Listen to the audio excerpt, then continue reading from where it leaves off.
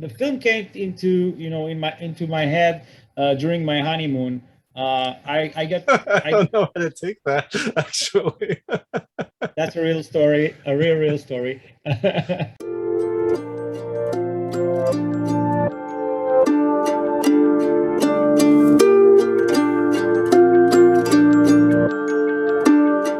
Hey everyone, this is David Stark from Watcher Pass, and today I'm joined by Aharon Keshales, the writer and director of South of Heaven, which is releasing in theaters on VOD and digital on October 8th, 2021. We're going to talk to him in just a second, but first, let's check out the trailer, and while you're watching, if you can like and subscribe to this channel, that would be fantastic. It helps me out a lot. Thank you.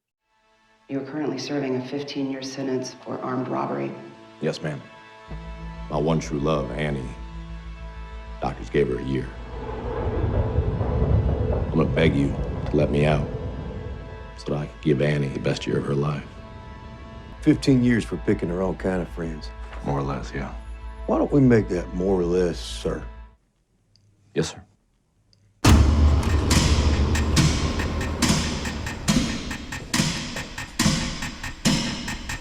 I got a little side gig for you. What if I say no? Well, that just make me sad. An honest man like yourself shouldn't have to fight so hard to make ends meet.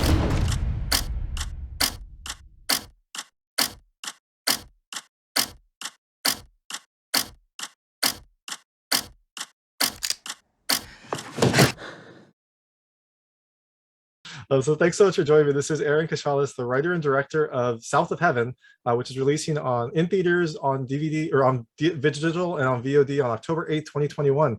So thanks so much for joining me. So South of Heaven is it's the dark sequel to the classic rom-com with Mark Ruffalo and Reese Witherspoon, Just Like Heaven. So, what led you to take on this, this new movie, and why did you veer it in such a dark direction? Well, I think it first of all, that's the best reading of the movie, like a sequel to that movie. Great. I never thought of it. I just have those two personalities in me. I think the dark side and the romantic side. The romantic side happened, like the film came into my head during my honeymoon. I don't know how to take that, actually. That's a real story, a real story. I got married at a very late age, considering in Israel. I was 37 and she was 39, and I was in love with her, like secretly in love with her from the age of 18. She was a news anchor lady. So we got engaged, we got married, and when you get married so late in age, you try to compensate for like 20 years of not being with her and doing everything you wanted to do with her, but you didn't get to do, right? Seeing countries that you want to see, cities you want to see, movies that you had to see without her. So we went on a half a year honeymoon together, a very long honeymoon, and tried to do everything that we couldn't do together for 20 years in a short span of time of half a year. And that's how I came with the idea for South of Heaven. During that honeymoon, I thought about making a movie about a guy who's sent to prison for 12 years, losing the best years of his life with his fiancée. And then when he comes out, finally, she has 1 year to live, and he wants to give her all those 12 years in 1 year, but everything goes wrong. That was like the pitch I made when I came back with the idea to South of Heaven, back from my honeymoon. And I think that, I'm a guy who's obsessed with romance, matters of the heart, and the other thing that I'm obsessed with is death. Like I'm really scared of dying all the time, and like every Jewish comedian almost, right? Everybody's afraid of death. So that. And I thought that it would be an amazing opportunity to make a movie that deals with both those subject matters in a way that is like, could be, romantic, dramatic, then could be even a little bit light comedy or dark comedy, and then end on the dark side of things. Mm-hmm. So that's how it came to be.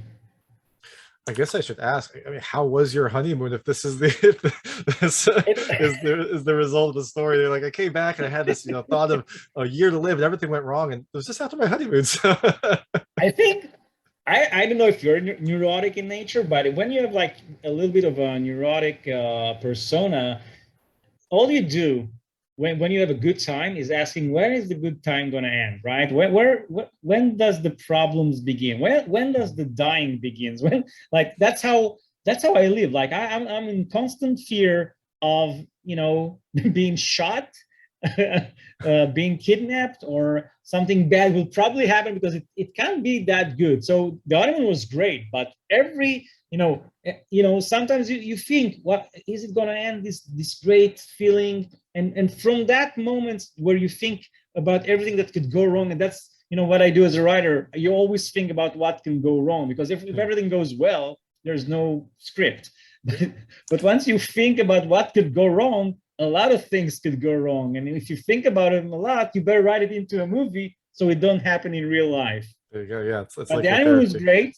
I can say that on our Venice moment, we went to Venice. We did a whole European tour, but in Venice, I lost my wedding ring, and I needed to, and I looked for it for like almost 2 days, and that's again one of the reasons I wrote South of Heaven, is like things get out of proportion sometimes, and that was like those days when I thought I lost the ring. It went out of proportion. I was obsessed about finding it because it symbolized, something to me. Oh my God, we were married for like a couple of hours, and I'm already losing my wedding ring. What does it say? And then it becomes this whole thing, right? And Venice, I don't know if you've been there and saw a movie called Don't Look Now, is very claustrophobic and could be very frightening during winter time and the fogs. And I felt like in a horror movie. And I think that was the moment where I decided to write South of Heaven. I love that perspective you have, because it's, on the one hand, you're right. Like, this symbolizes so much. This is our wedding. I've been waiting for this, and I've already lost it. What does that mean? But on the other hand, the other perspective could be, well, I just got this, so it doesn't have that much symbolic significance yet. I can just get a new one, and it'll be about the same anyways. But that was the decision. That was indeed the decision. Let it go, right? After 2 days of looking for it, and then when we finished the honeymoon and went back to Tel Aviv, it's in my backpack in a corner pocket, right? Which you probably put for safekeeping. You're like, I'm going to put this here so I won't lose it. Correct. And I do like your emotional intelligence, because my wife says I'm neurotic. I haven't admitted it yet, but I do like how you are kind of very in touch with your own personal kind of neuroses and things like that. That's an important thing to have, especially if you're a writer, right? Like you said, this is kind of like a therapy. So I know, yeah. There was like, I don't know what action movie that was, but one of the punchlines was, a guy has to know his limitations, and I guess I know mine. I know I'm neurotic. That is a strong thing to have. So you come back and you write this this story, I guess love story, love tragedy. I mean, I guess it's somewhere in between.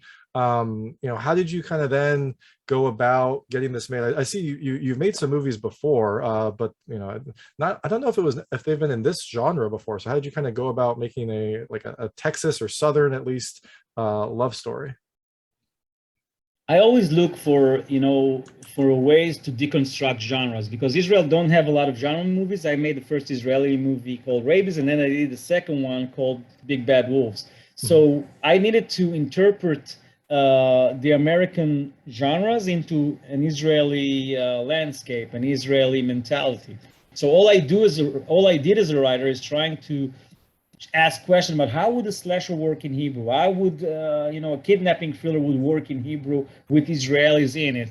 So everything I do is deconstruction of genre. So when I wrote South of Heaven, I always think of what would be the best calling card as a foreign director to make in Hollywood or in the American cinema, because I made an indie film. And I always I must say that the best genres for a foreigner to understand the American civilization or the American history will be, for me, the Western and the film noir, because they deal with the American, dream and the American first steps into civilization.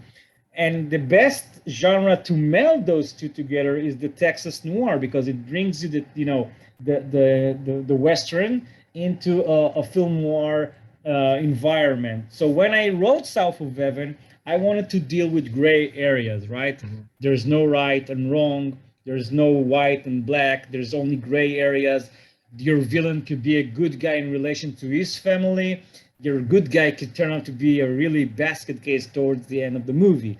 And I always feel that the best movies that allow you to bring those morality tales that deals with the gray areas are the film noir of the American cinema, are the Texas noir. You started off with, you know, a guy that looks almost like a cowboy and you think he's the hero of the movie, but he's always, you know, lured into a very dark place that allows you to operate in a level that you can't see in a lot of genres. Most of the Texas noirs are batshit crazy, sorry. Like if No, you it's take fine. Blood Simple or Red Rock West, those films are, you know, U-Turn by Oliver Stone. Those movies are like crazy because you have a kind of freedom to dance in something that looks familiar. It's a Western, it's a film noir, but then it allows you to go almost to moments that reminiscent of a David Lynch kind of movie. Mhm.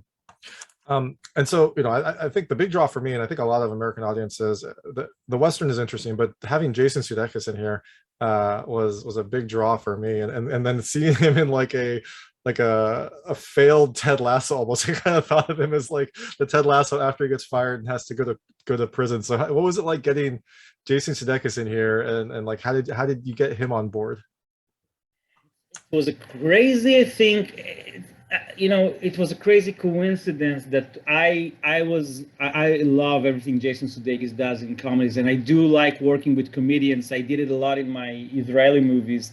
I took comedians to play the real tough guys because I always like to be surprised because of the contrast. I don't like to put an actor that you know can do it, you know, in sleep, because nothing surprising or electrifying will happen. You'll have what you'll have, right? Yep. So when you cast somebody out against typecast, there's magic to it. If it works, it could be a complete failure, of course.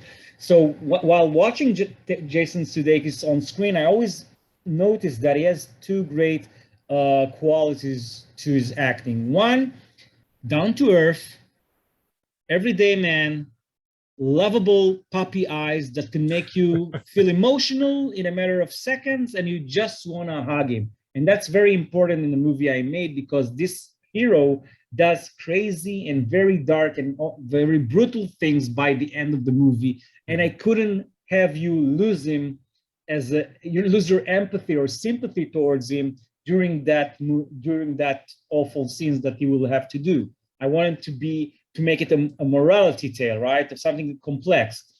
The second reason I wanted Jason Sudeikis in this movie was I watched Colossal, the great movie he made with Anne Hathaway, a great indie film, and I saw there's a brooding madness when he gets a little bit mad. Like there's something happening with his eyes when he gets mad.